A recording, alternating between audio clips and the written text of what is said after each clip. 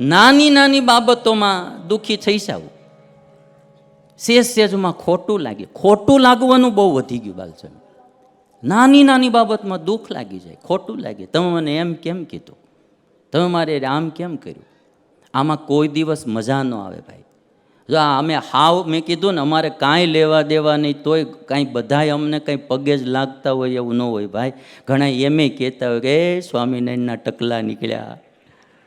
ગાડી લઈને જતા હોય ને ઘણા કહે આવું એ સ્વામિનારાયણના ટકલા નીકળ્યા. તેમાં કાંઈ દુઃખ ન લગાડે. આપણે એટલો જ વિચાર કરે કે માથે ટકો છે એટલે ટકલા કીધા હોય, એમાં કંઈ ખોટું જ નથી કીધું એણે, એમાં આપણે દુઃખ શું લગાડવાનું. ઘણી વાર જાય તો કોઈ આમાં મેં કરતા હોય કે સ્વામિનારાયણના લાડવા નીકળ્યા એમ કે.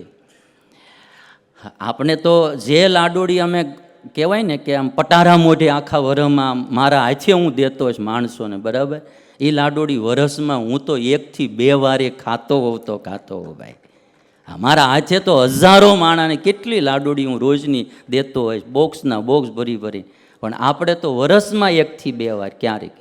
લોકોને લાગે કે લાડવા ખાતા હશે, બાકી તો અહીંયા આવો તો 2 મહિનામાં ખબર પડી જાય કે લાડવો કેમ ખવાય. 2 મહિના તે ખાલી તમે અમારી ભેગા આવીને રહ્યો ને. અમારા મગનલાલ છે, અમારે ત્યાં સમર્પિત થઈને ત્યાં રહે છે, આખું પોતે પોતાનું જીવન સમર્પિત કરી દઉં. મને કે સ્વામી ભેગા રહી તમારી, પણ સાધુ થવાનું કહો ને તો એ ન થવાય કે. એટલે આમ ઘર છોડીને એવા છે, ત્યાં જ રહે છે 100%, પણ સાધુ થવાનું કહો. તમને હજી ખબર નથી, કલ્પના કરવી બહુ કઠણ છે હો ભાઈ સાધુ થવાની. હા, એ જે અહીંયા કોઈ પ્રકારનું મનનું ધાર્યું ન થાય એને સાધુ થઈ શકે ભાઈ. અહીંયા મનનું ધાર્યું હોવાય નહીં, મનનું ધાર્યું ખવાય નહીં, મનનું ધાર્યું ક્યાંય જવાય નહીં, મનનું ધાર્યું કાંઈ થાય નહીં. મનને મારું એ સાધુ છે, અને એ સાધુ છે અને કઠણમાં કઠણ છે. હાજી વલાશુરા જગમાહી સંત, મન બલવંત જીતે સોઈ શુરા. સાધુ શુરવીર છે. શા માટે? કે બળવાનમાં બળવાન કોઈ હોય આ દુનિયામાં તો એ માણસનું મન છે, અને મનને જે જીતે એના જેવો બીજો કોઈ શુરવીર નહીં. એટલે નાની નાની બાબતમાં હરેરવું નહીં, નાની નાની બાબતમાં રીસાવવું નહીં, નાની નાની બાબતમાં સંબંધો બગાડવા નહીં. ભાઈઓ ભાઈઓમાં, પતિ પત્નીમાં ક્યાંય દુઃખ તો આવે, મુસીબત આવે, વહી જશે કાલ, ધીરજ રાખવાની. મંદીમાં બી મૂંઝાવવું નહીં, નીકળી જશું બારા. આવ્યા કરે, ચડતી ને પડતી બધાના જીવનમાં આવ્યા કરે, શહેર જે મૂંઝાવવાનું નહીં. આ તમારે તો તમારા દીકરા હોય ને મુશ્કેલીઓ આવે, અમારે તો પારકા લાવ્યા હોય તો આવે. હા, આવે સુખ દુઃખ તો બધાના જીવનમાં. એટલે મન મજબૂત રાખવાનું, હરેરવાનું નહીં. નાની નાની બાબતમાં છૂટાછેડાની વાતોય નહીં કરવાની. અહીંયા બીજે જાઓ ત્યાં બધે કાગડા કાળા જ હોય. તમને પછી લાગશે કે આના કરતાં જૂનો ટપુ હારો હતો. હા, ઘડીકમાં નાની નાની બાબતમાં દુઃખ લગાડીને ત્યાં હાલતું ન થવાય. બધે અહીંયા કાગડા કાળા જ હોય ભાઈ. અને ઘણી વાર તો પછી આપણને પશ્ચાતાપ થાય કે આના કરતાં પેલું બહુ સારું હતું. મેં કહાની, મારી પાસે ચિઠ્ઠી આવેલી છે એક વખત કથામાં ક્યાંક એક બેનની, ચોથા ઘરે પૌણીને ગયેલા. પછી બેને લખ્યું, આ 3 ઘર મેં બદલા ને ચોથી ઘરે આવી, વાંક તો મારો છે. હવે અટાણે મને એમ થાય કે સૌથી પહેલો પતિ હતો ને બહુ સારો હતો, પણ હવે તો 3 સ્ટેશન વહી ગયા, હવે તો ઓલું સ્ટેશન ન આવે. હા, એટલે નાની નાની બાબતોમાં એમ કે આમ કરે ને તેમ કરે ને વયું જવું છે ને. અને બહેનોને જ મારી 2 હાથ જોડીને માતાઓને વિનંતી છે, શોર્ટેજમાં નકરી ધમકીઓ ન માર્યા કરો. મજબૂરીનો લાભ ન ઉઠાવો કે આને મળતું નથી, હું ધમકી મારું મારી મનો. આ કાંઈ જિંદગી થોડી છે. નાની નાની બાબતમાં કોઈને ધમકીઓ ન મરાય, ખોટા છૂટાછેડાની બીકું ન બતાવાય. જિંદગી થોડીક માનવતાથી જીવાય. આ તો મારા માટે કહું, કારણ કે હું બી થોડો મનનો ઢીલો માણા, એટલે મને બી આમ શું છે, આ કથા કરીને મને જોમ ચડે, થોડું તમને ચડે, બેન ચડે. એટલે આપણે મરવાનો તો વિચાર જ ન કરો. કોઈ આત્મહત્યા કર. મેં આ 1 મહિનામાં 3 થી 4 છોકરાઓની વાતો સાંભળી. અંડર 19, 18 આત્મહત્યાઓ કરે છે. દીકરા દીકરીઓ. શેના દુઃખ છે તમારે? નથી તમારે હજી કોઈ પૈસાનું આર્થિક દુઃખ, નથી તમે હજી પરિણા તો તમને કોઈ પારિવારિક દુઃખ. તમને દુઃખ શેના છે? કઈ બાબતમાં આત્મહત્યા કરવાની? મેં આ 1 મહિનામાં મને એમ થાય કે હજી આપણી પાસે બહુ ઓછા માણસો આવતા હોય. હું ફોન તો કોઈને દેતો નથી ને કોઈનો રાખતોય નથી, મારે ફોનમાં કોઈની અરે વાત ન, તો બી મેં એવી 4 ઘટના સાંભળી આ લાસ્ટ મહિનામાં. અંડર 19, 18, 18, 19 વર્ષથી નીચેના છોકરા છોકરીઓ આત્મહત્યાઓ કરે છે. આત્મહત્યાનું પ્રમાણ વધી ગયું છે, સહન શક્તિ ઘટી ગઈ છે. નાની નાની બાબત. તમારા દીકરા દીકરીઓને સુરક્ષિત રાખવા હોય ને એટલા માટે મેં કીધું રોજ કથા સંભળાવજો એને. મેં એક દિવસ હમણાં સચિનમાં હિન્દી ભાષી લોકો માટે કથા કરી, સ્પેશિયલ.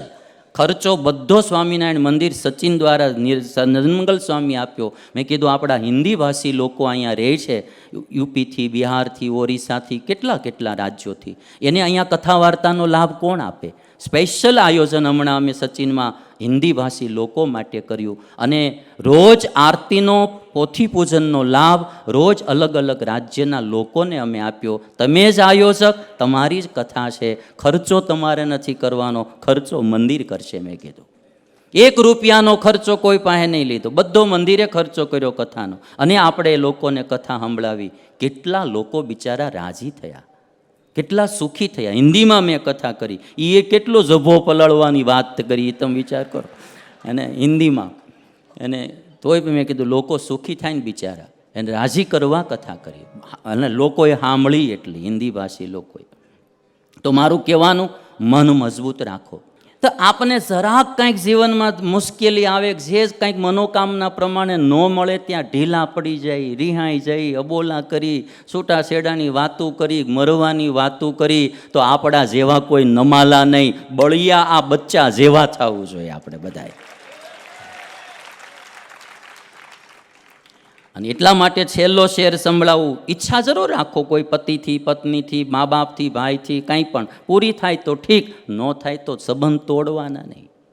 કરીબ ઇતના રહો કે રિશ્તો મેં પ્યાર રહે. કરીબ ઇતના રહો કે રિશ્તો મેં પ્યાર રહે. એટલું નજીક રહેવું જોઈએ, સંબંધમાં પ્રેમ ભાવ જળવાઈ રહે. અતિ નજીક થઈ જવામાં પણ ભાવ પ્રેમ ન રહે. પતિ પત્નીએ બી અમુક પ્રકારનું ડિસ્ટન્સ રાખવું જોઈએ. અતિ નજીકપણું એ બી માણસને અભાવનું કારણ બની જાય.